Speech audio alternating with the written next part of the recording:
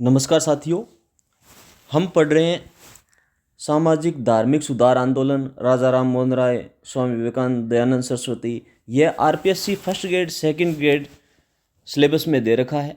एक पार्ट हमने इसका कवर कर लिया, ये नेक्स्ट सेकंड पार्ट है। मित्रों, हम आरपीएससी ने पिछले 10-15 वर्ष के जो भी एग्ज़ाम्स है उनके अंदर जो क्वेश्चन पूछे हैं उन क्वेश्चंस को हमें व्याख्या सहित पढ़ रहे हैं मित्रों, और लगभग 70-80% वही रिपीट होते हैं। तो आप ध्यान से सुनो। राजा राम मोहन राय ने बहुदेववाद के विरुद्ध तर्क देने के लिए किस प्राचीन ग्रंथ का सहारा लिया? तो उपनिषदों का। यह आरपीएससी फर्स्ट ग्रेड 2013 में प्रश्न आया था। राजा राम मोहन राय ने बहुदेववाद के विरुद्ध तर्क देने के लिए किस प्राचीन ग्रंथ का सहारा लिया था? उपनिषदों का। राजा राम मोहन राय ने उपनिषदों का बंगला अनुवाद किया। यह सिद्ध किया कि हिंदू धर्म के मूल ग्रंथों में केवल एक ही निराकार ईश्वर की उपासना का विधान है। आर्य समाज के नियमों के अनुसार अविद्या का नाश और विद्या की वृद्धि का मुख्य माध्यम क्या माना गया? विद्यालयों और गुरुकुलों की स्थापना। ये भी फर्स्ट ग्रेड 2015 में प्रश्न पूछा गया। स्वामी दयानंद का मानना था कि समाज का सुधार केवल शिक्षा से संभव है। इसी कारण आर्य समाज ने पूरे भारत में शिक्षण संस्थाओं का जाल बिछाया। स्वामी विवेकानंद के अनुसार जाति प्रथा का मूल आधार क्या होना चाहिए था? तो आध्यात्मिक विकास और व्यक्तिगत योग्यता। विवेकानंद ने वर्तमान विकृत जाति प्रथा का विरोध किया और कहा कि प्राचीन काल में वर्ण व्यवस्था व्यक्ति की क्षमता, मानसिक चेतना पर आधारित थी। थियोसॉफिकल सोसाइटी ने किस भारतीय अवधारणा को पश्चिमी जगत में लोकप्रिय बनाया? तो कर्म और पुनर्जन्म का सिद्धांत। ये सेकंड ग्रेड 2011 में प्रश्न पूछा गया था। मैडम ब्लेवत्स्की और एनी बेसेंट ने भारतीय दर्शन के पुनर्जन्म और कर्म फल को वैज्ञानिक तर्कों के साथ विश्व के सामने रखा। राजा राम मोहन राय ने महिला शिक्षा और अधिकारों के लिए किस ऐतिहासिक तथ्य को उजागर किया? प्राचीन हिंदू कानून के अनुसार महिलाओं को संपत्ति का अधिकार प्राप्त था। उन्होंने brief remark regarding modern encroachments of the ancient right of females लेख के माध्यम से महिलाओं के कानूनी और शैक्षिक अधिकारों की वकालतें की थी। आर्य समाज ने राजस्थान के किस प्रथा को रोकने के लिए सबसे पहले जनजागृति पैदा की थी? तो बाल विवाह और अनमेल विवाह को। स्वामी दयानंद ने राजस्थान प्रवास के दौरान यहाँ के शासकों, जनता को समझाया कि अल्प आयु में विवाह शारीरिक और सामाजिक पतन का कारण है। रामकृष्ण मिशन के कार्यप्रणाली में वेदांत का व्यवहारिक रूप क्या है? दीन दुखियों की सेवा में ही ईश्वर के दर्शन करना। विवेकानंद ने दरिद्र नारायण की सेवा को ही व्यवहारिक वेदांत कहा, और जहाँ मानवता ही सबसे बड़ा धर्म है। थियोसॉफिकल सोसाइटी की एनी बेसेंट ने बनारस में सेंट्रल हिंदू स्कूल की स्थापना विशेष रूप से क्यों की? हिंदू युवाओं को अपनी संस्कृति और आधुनिक विज्ञान दोनों की शिक्षा देने हेतु। वे चाहती थी कि भारतीय छात्र अपनी जड़ों से जुड़े रहें और साथ ही आधुनिक दुनिया के साथ तालमेल बिठा सकें। राजा राम मोहन राय ने जाति प्रथा की आलोचना करने के लिए किस प्राचीन बौद्ध ग्रंथ का अनुवाद किया? ये है वर्ज सूची। वर्ज सूची ग्रंथ जाति प्रथा की तार्किक आलोचना करता है, जिसका अनुवाद कर राजा राम मोहन राय ने बताया कि जन्म से कोई ऊंचा या नीचा नहीं होता। स्वामी दयानंद सरस्वती के अनुसार स्त्री और शूद्रों को वेद पढ़ने का अधिकार है। यह उन्होंने किस आधार पर कहा? यजुर्वेद के प्रमाणों के आधार पर। उन्होंने वेदों के मंत्र अद्भुत किए, जिनमें स्पष्ट था कि परमात्मा ने वेदों का ज्ञान सभी मनुष्यों, पुरुष स्त्री शूद्र के कल्याण के लिए दिया है। ब्रह्म समाज के किस नेता ने स्त्रियों के लिए बामबोधिनी पत्रिका का संपादन किया था? तो ये है उमेश चंद्र दत्ता।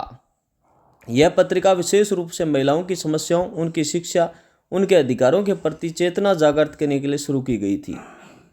स्वामी विवेकानंद ने शिकागो के बाद किस स्थान पर शांति आश्रम की नींव रखी थी? सैन फ्रांसिस्को, अमेरिका में शांति आश्रम। पश्चिम में भारतीय योग और वेदांत की शिक्षा के लिए उन्होंने कैलिफोर्निया के पास शांति आश्रम की स्थापना की थी। आर्य समाज के गुरुकुल कांगड़ी जो हरिद्वार में है की स्थापना 1902 में किसने की थी? स्वामी श्रद्धानंद ने की थी। यह संस्थान प्राचीन ऋषियों की शिक्षा पद्धति को पुनर्जीवित करने के लिए बनाया गया था, जहां छात्र कठोर अनुशासन और वैदिक मूल्यों के बीच शिक्षा पाते थे। थियोसॉफिकल सोसाइटी के किस सिद्धांत ने भारतीय राष्ट्रवाद को बल दिया था? प्राचीन भारतीय संस्कृति की श्रेष्ठता और पुनर्स्थापित करना। जब विदेशियों यानी ओलकोट, बेसेंट ने भारतीय ग्रंथों की प्रशंसा की तो भारतीयों ने अपने धर्म और संस्कृति के प्रति गौरव बढ़ा, जिससे आज़ादी की लड़ाई को नैतिक बल मिला। राजा राम मोहन राय ने हिंदू कॉलेज जो 1817 में स्थापित हुआ में स्थापना में किसका सहयोग किया था? डेविड हेयर का। तो डेविड हेयर एक डच घड़ीसाज थे। उन्होंने राजा राम मोहन राय ने मिलकर आधुनिक पाश्चात्य शिक्षा के लिए कोलकाता में इस प्रसिद्ध कॉलेज की नींव रखी थी। ब्रह्म समाज ने जाति प्रथा को तोड़ने के लिए किस व्यवहारिक कदम का समर्थन किया था? अंतरजातीय विवाह और सहभोज का। ब्रह्म समाज के सदस्यों ने जाति बंधनों को त्याग कर आपस में विवाह और एक साथ भोजन करने की परंपरा को बढ़ावा दिया। स्वामी दयानंद सरस्वती द्वारा रचित ऋग्वेदी भाष्य भूमिका किस विषय पर आधारित है? वेदों की व्याख्या करने की पद्धति और उनकी महानता पर। यह वेदों की भाष्य की प्रस्तावना है, जिसमें उन्होंने वेदों को ईश्वरीय ज्ञान और सब सत्य विद्याओं की पुस्तक सिद्ध किया। रामकृष्ण मिशन ने किस प्रकार के जातिवाद का विरोध किया है? अस्पृश्यता और संकीर्णता का विरोध किया है। विवेकानंद ने कहा था कि छुआछूत धर्म नहीं है, बल्कि यह एक मानसिक बीमारी है जो हिंदू धर्म के मूल सिद्धांतों के विपरीत है। एनी बेसेंट को भारतीय राष्ट्रीय कांग्रेस की प्रथम महिला अध्यक्ष कब चुना गया था? 1917 में। कलकत्ता अधिवेशन में उन्हें अध्यक्ष चुना गया। यह उनके द्वारा थियोसॉफिकल और राजनीति के माध्यम से की गई भारतीय सेवा का सम्मान था। राजा राम मोहन राय की संस्था ब्रह्म समाज का मुख्य प्रार्थना स्थल कहाँ था? तो कोलकाता का ब्रह्म मंदिर था, जहाँ बिना किसी मूर्ति के केवल निराकार ब्रह्मा की उपासना होती थी। सभी धर्मों के लोग इसमें शामिल हो सकते थे। स्वामी दयानंद सरस्वती ने जोधपुर में किस कुरीति को देखकर दुख व्यक्त किया था? राजाओं की विलासितापूर्ण जीवन और गणिकाओं का प्रभाव। उन्होंने महाराजा जसवंत सिंह को निर्भीकता से उपदेश दिया कि यह एक शासक को चारित्रिक रूप से शुद्ध होना चाहिए, जो उनकी मृत्यु का परोक्ष कारण बना। रामकृष्ण मिशन के अनुसार महिला शिक्षा का केंद्र बिंदु क्या होना चाहिए? भारतीय आदर्शों सीता सावित्री के साथ आधुनिक ज्ञान का मेल। विवेकानंद चाहते थे कि भारतीय स्त्रियां शेरनी की तरह साहसी बने और समाज के निर्माण में बराबर की भागीदारी निभाए। थियोसॉफिकल सोसाइटी का मुख्य विश्वास किस में था? सभी धर्मों के मूल में एक ही सत्य है। यह संस्था मानती थी कि विश्व के सभी महान धर्म एक ही ईश्वर तक पहुंचने के अलग अलग रास्ते हैं। राजा राम मोहन राय ने फारसी में कौन सा पत्र निकाला जिसे सरकार ने प्रतिबंधित कर दिया था? तो मिरात उल अखबार। 1823 के कठोर प्रेस नियमों के विरोध उन्होंने इस पत्र का प्रकाशन बंद कर दिया था, क्योंकि वे प्रेस की स्वतंत्रता के कटक समर्थक थे। स्वामी दयानंद के आर्य समाज ने राजस्थान की किस रियासत में स्वदेशी का सबसे अधिक प्रचार किया था? तो जोधपुर और शाहपुरा में। जोधपुर के महाराजा जसवंत सिंह और शाहपुरा के राजा नाहर सिंह ने आर्य समाज के स्वदेशी और स्वराज्य के सिद्धांतों को अपने राज्य में प्रमुखता दी थी।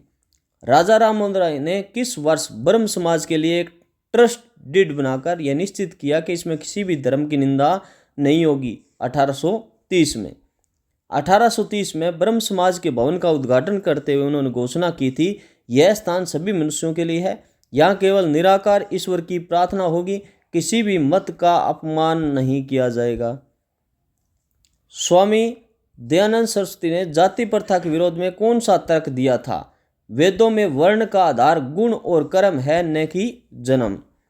दयानंद सरस्वती ने ऋग्वेद के पुरुष सूक्त की व्याख्या करते हुए स्पष्ट किया कि ब्राह्मण क्षत्रिय आदि वर्ण समाज के श्रम विभाजन के प्रतीक थे, न कि ऊंच नीच के।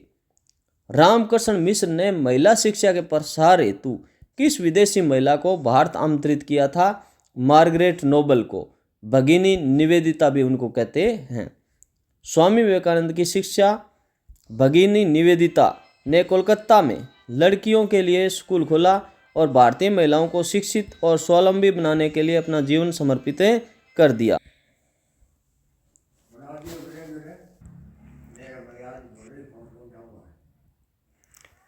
थियोसॉफिकल सोसाइटी की एनी बेसेंट ने महिला सशक्तिकरण हेतु किस संस्था की स्थापना में सहयोग किया? Women's Indian association. 1917 में मद्रास में स्थापित इस संस्था ने महिलाओं को मताधिकार दिलाने, उनकी शिक्षा के लिए ब्रिटिश सरकार पर दबाव बनाया। आर्य समाज के विभाजन का मुख्य कारण क्या था? मांसाहार और शिक्षा पद्धति। पाश्चात्य बनाम वैदिक। एक पक्ष महात्मा पक्ष शुद्ध वैदिक शिक्षा और साकार चाहता था, जबकि दूसरा पक्ष कॉलेज पक्ष अंग्रेजी शिक्षा के साथ आधुनिकता का समर्थक था। राजा राम मोहन राय ने बहुपत्नी प्रथा का विरोध क्यों किया?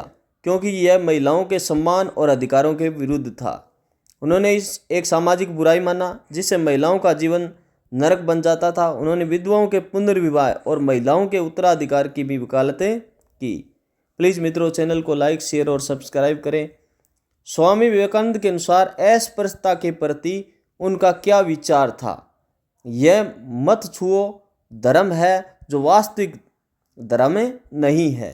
उन्होंने तीखा प्रहार करते हुए कहा था कि हमारा धर्म आज रसोई के बर्तनों में सीमित हो गया है, जो मानवता के लिए कलंक है। आर्य महिला समाज की स्थापना किसने की थी? पंडिता रमाबाई ने। ये फर्स्ट ग्रेड 2014 में प्रश्न पूछा गया। इस प्रकार प्रश्न भी आते हैं। पंडिता रमाबाई ने पुणे में इसकी स्थापना की ताकि महिलाओं को शिक्षा और बाल विवाह जैसी कुरीतियों से मुक्ति दिलाई जा सके। थियोसॉफिकल सिद्धांतों के अनुसार मनुष्य की आत्मा के विकास का अंतिम लक्ष्य क्या है? सार्वभौमिक भाईचारा और सत्य की खोज। थियोसॉफिकल सोसाइटी का ध्येय वाक्य था, सत्य से बड़ा कोई धर्म नहीं है। राजा राम मोहन राय ने 1817 में कोलकाता में हिंदू कॉलेज की स्थापना किस शिक्षा पद्धति को बढ़ावा देने के लिए की थी? उदारवादी पाश्चात्य शिक्षा। उनका मानना था कि भारतीयों को आधुनिक विश्व के साथ जोड़ने के लिए विज्ञान, गणित, अंग्रेजी, दर्शन पढ़ना अनिवार्य है। स्वामी दयानंद सरस्वती ने पाखंड खंडिनी पताका कहाँ फहराई थी? हरिद्वार के कुंभ के अवसर पर। 1867 में हरिद्वार कुंभ में उन्होंने यह ध्वज फहराया ताकि लोग मूर्ति पूजा, पाखंड को छोड़कर वास्तविक वैदिक मार्ग को अपनाएं। रामकृष्ण मिशन ने समाज के किस वर्ग को सजीव ईश्वर की संज्ञा दी? गरीब, अनपढ़, पीड़ित जनता को। विवेकानंद का प्रसिद्ध विचार था, जो गरीबों में शिव के दर्शन नहीं करता उसकी पूजा अधूरी है। एनी बेसेंट ने श्रीमद् भागवत का अंग्रेजी अनुवाद किस नाम से किया था? द लॉर्ड्स सॉन्ग के नाम से किया था। उन्होंने गीता के संदेश को पश्चिमी दुनिया तक पहुंचाने के लिए इसका सरल अंग्रेजी अनुवाद किया। ब्रह्म समाज का वह कौन सा सिद्धांत था जिसने अंतर्जातीय विवाह को धार्मिक मान्यता दी थी? मनुष्य मात्र की समानता का सिद्धांत। समाज का मानना था कि ईश्वर की संतान होने के नाते सभी मनुष्य समान है, इसलिए जाति के आधार पर विवाह में भेदभाव नहीं होना चाहिए। स्वामी दयानंद सरस्वती ने बाल विवाह की न्यूनतम आयु लड़के और लड़कियों के लिए क्या सुझाई थी? तो दयानंद सरस्वती ने लड़का 25 वर्ष और लड़की की उम्र 16 वर्ष सुझाई थी।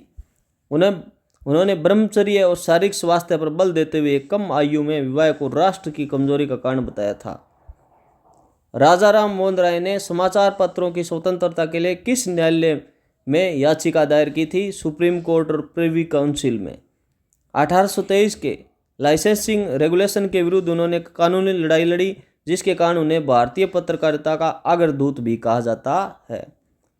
विवेकानंद ने जाति प्रथा के विनाश हेतु किस उपाय को सर्वश्रेष्ठ माना था?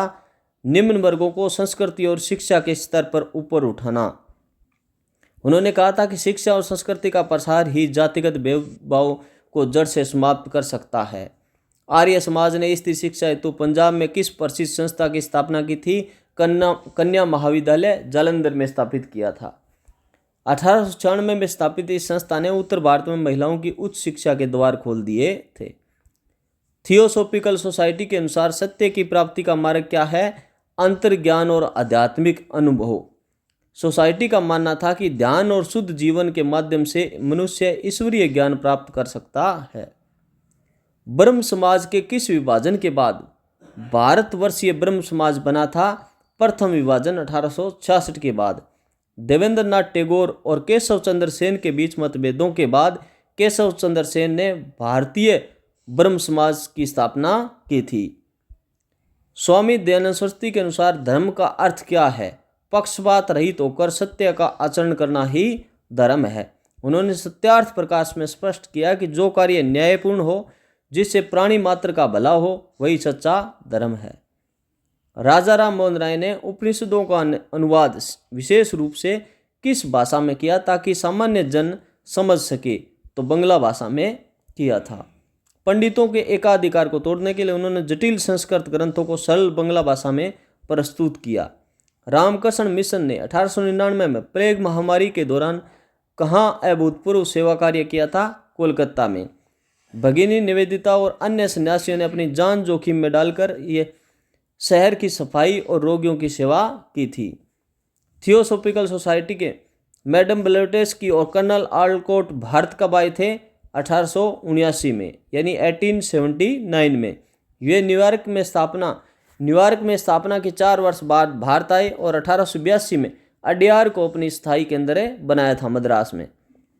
स्वामी दयानंद सरस्वती ने जोधपुर प्रवास के दौरान किस राजा को सर्वधर्म स्वदेशी का महत्व समझाया था? महाराजा जसवंत सिंह द्वितीय को। आरपीसी सेक ये फर्स्ट गेट 2013 में प्रश्न पूछा है। उन्होंने राजा राम मोहन राय को समझाते हुए कहा कि एक आदर्श शासक को व्यसनों से दूर रहकर प्रजा के कल्याण यानी राम राज्य के लिए कार्य करना चाहिए। इस प्रकार मित्रों आगे का पार्ट है वो नेक्स्ट वीडियो में पढ़ेंगे। प्लीज़ मित्रों पोलाइट रिक्वेस्ट आपसे चैनल को लाइक शेयर और सब्सक्राइब जरूर करें और कमेंट भी जरूर करें। किसी न किसी प्रकार का सुझाव आप जरूर दें। ओके, थैंक यू दोस्तों।